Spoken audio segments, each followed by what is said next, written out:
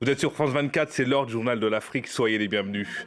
À la une, la situation sécuritaire au Sahel, les groupes djihadistes intensifient leurs assauts contre les centres urbains des 3 pays de l'Alliance des États du Sahel, au Niger, au Burkina Faso et au Mali, où le groupe paramilitaire Wagner se retire au profit d'Africa Corps.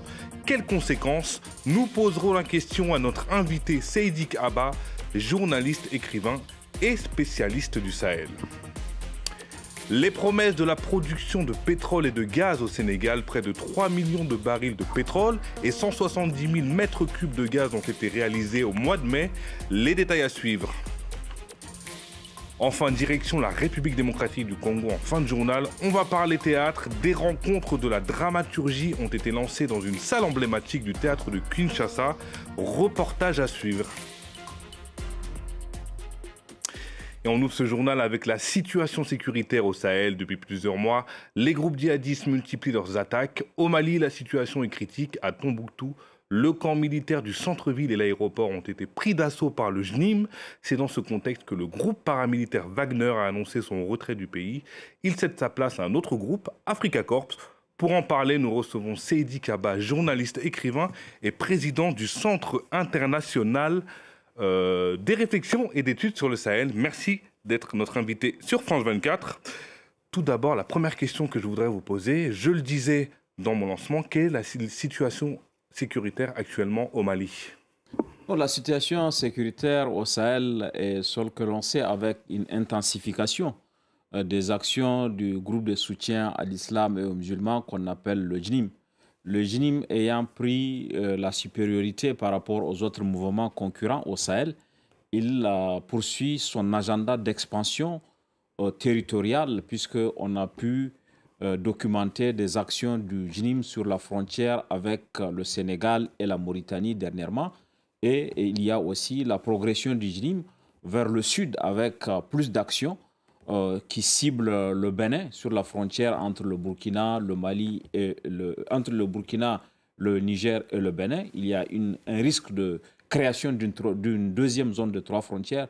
Donc il y a cette situation et on a pu le voir aussi, la multiplication des attaques contre les centres urbains, ce qui est un phénomène nouveau. Vous avez évoqué ce qui vient de se passer à Tombouctou, ce qui s'est passé aussi à Boulkessi où les JNIM n'évitent pas d'affronter de façon frontale les forces armées maliennes. Dans les autres pays du Sahel aussi, il y a cette intensification des actions du JNIM. Et je le disais, le groupe Wagner présent au Mali depuis plusieurs années se retire et laisse place à Africa Corps, un groupe rattaché au ministère de la Défense russe. Quelles sont les différences entre les deux groupes?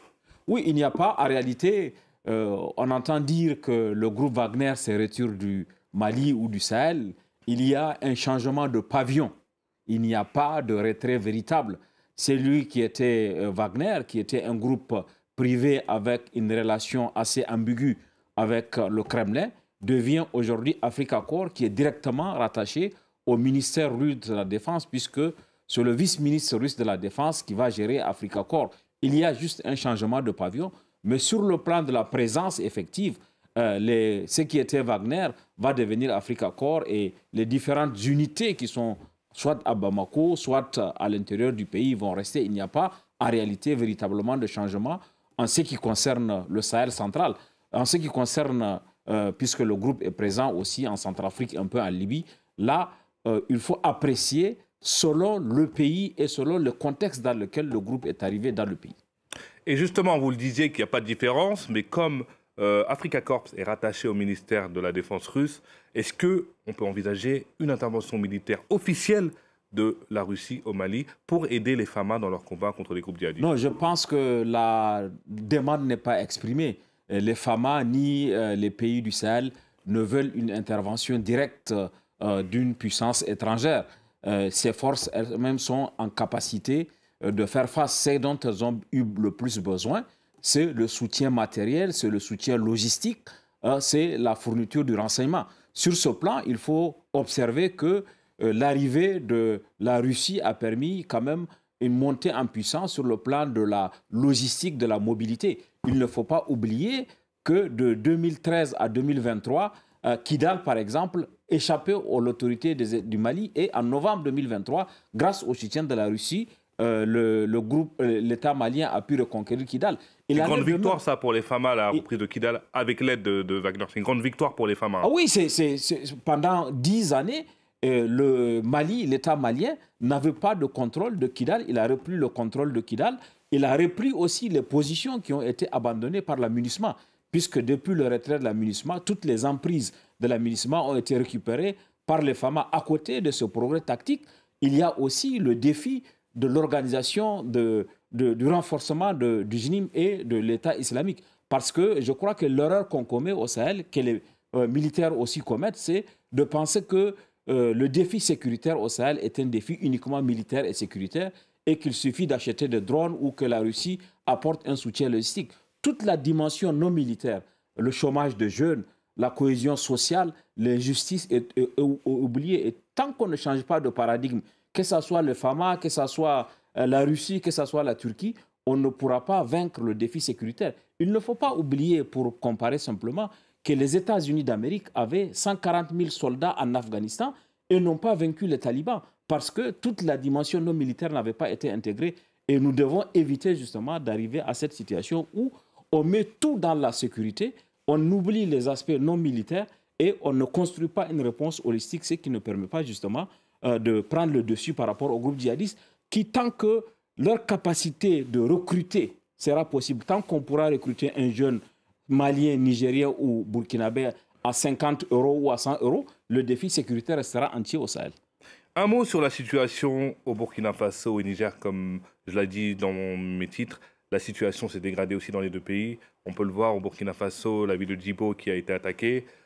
Au Niger, c'est dans la région du Tillabéri. Un mot sur ces deux pays? Oui, je crois qu'il y a une persistance, surtout de JNIM. Le JNIM est en capacité, sans doute à cause de la suprématie, mais aussi à cause de nouvelles alliances qu'il a tissées localement. Le JNIM est en capacité aujourd'hui de poursuivre ces attaques. À mon avis, la création de l'AES étant une tentative de réponse coordonnée des pays, il faut le poursuivre et il faut opérationnaliser la force de 5 000 hommes qui a été annoncée.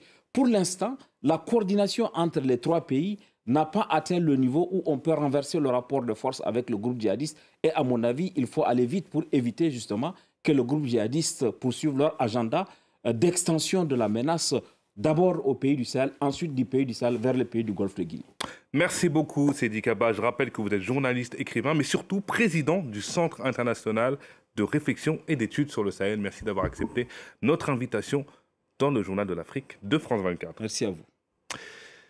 Dans le reste de l'actualité, en bref et en images, en Côte d'Ivoire, Souleymane Kamagaté, l'ancien chef de protocole de l'ex-premier ministre ivoirien Guillaume Soro, a été condamné ce mardi à 5 ans de prison ferme par le tribunal d'Abidjan.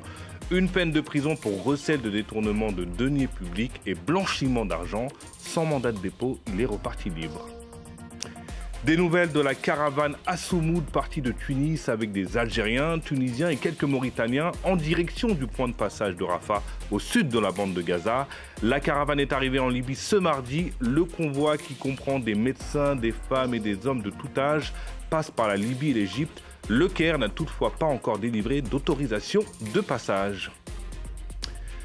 Le rapport des médecins légistes sur la mort de l'activiste kényan Albert Ojwang, il avait été retrouvé sans vie dans sa cellule alors que la police avait déclaré qu'il s'était affligé ses propres blessures. Les médecins affirment de leur côté qu'il est peu probable qu'il s'agisse d'un suicide. Affaire à suivre. Enfin, ce revirement du CSAC, le Conseil supérieur de l'audiovisuel et de la communication en République démocratique du Congo, il a transformé en recommandation l'interdiction qui avait été instaurée le 2 juin de couvrir les activités de l'ancien président Joseph Kabila et de son parti le PPRD. L'ex-président congolais séjourne actuellement à Goma sous contrôle du M23. Allez, direction le Sénégal et les débuts prometteurs de la production de pétrole et de gaz depuis le début de l'année. Une montée en puissance dans l'exploitation de ces hydrocarbures est enregistrée. Près de 3 millions de barils de pétrole et 170 000 mètres cubes de gaz ont été produits au mois de mai. La correspondance à Dakar d'Eliman Dao. Et depuis un an, jour pour jour, c'est stabilisé à autour de 100 000 barils de pétrole par jour, selon des chiffres du ministère de l'Énergie, sur le gisement de Sangomar, au large des côtes sénégalaises, exploité par la compagnie australienne Woodside, au moment où le gaz naturel partagé avec la Mauritanie continue sa montée en puissance avec près de 170 000 mètres cubes de gaz naturel liquéfié exploité rien qu'au mois de mai 2025.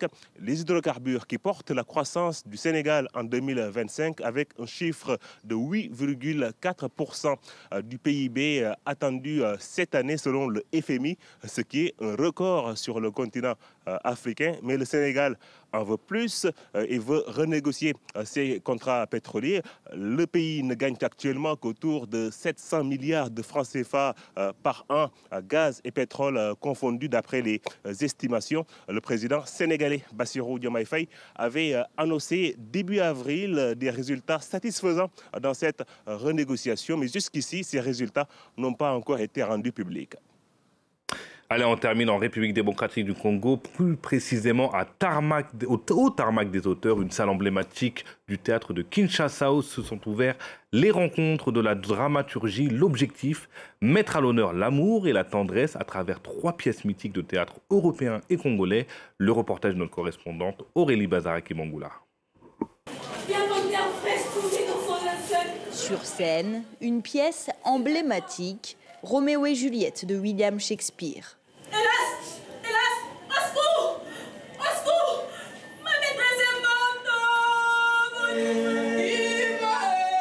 L'œuvre est jouée par 12 comédiens professionnels et amateurs.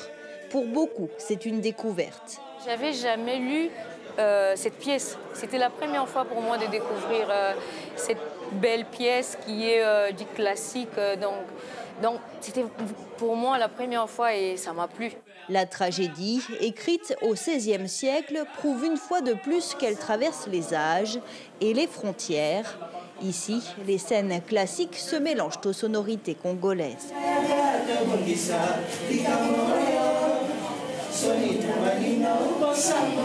Dans un décor minimaliste, le spectateur oublie les époques, une pièce contemporaine dans laquelle résonne l'actualité. On oublie l'amour et on choisit les conflits. Et c'est ce que raconte Roméo et Juliette. C'est que par rapport à un conflit, cet amour a été condamné. Donc est-ce qu'on ne peut pas de nous-mêmes choisir plutôt la paix dès le départ ? Le Tarmac des auteurs veut mettre en avant 3 pièces classiques du théâtre européen et congolais pour les faire découvrir ou redécouvrir au public. L'idée, c'est de voir à chaque fois qu'est-ce qui fait la spécificité de chaque histoire. En quoi est-ce que cette histoire-là est unique? Et c'est ça l'enjeu. Roméo, dans son chagrin d'amour, pour sa belle astre Rosalie. Les comédiens vont continuer de jouer jusqu'au 11 juin dans le cadre des rencontres dramaturgiques de Kinshasa. C'est la fin de cette édition. Merci de nous avoir suivis. Restez sur France 24, l'information continue.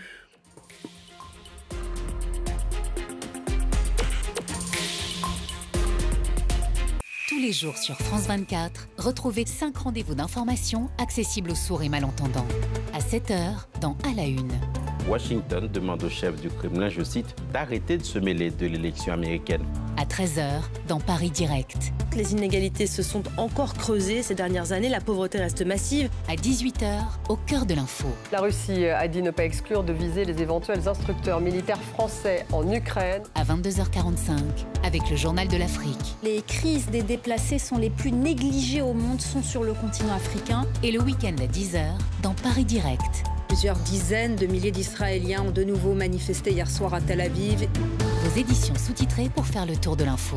5 rendez-vous pour tous et pour tout comprendre, du lundi au dimanche sur France 24 et France24.com. Retrouvez la météo avec Harmonie Mutuelle. Harmonie Mutuelle accompagne les entreprises, les entrepreneurs et leurs salariés pour agir plus tôt, plus vite et autrement avec le mouvement de l'éco-santé.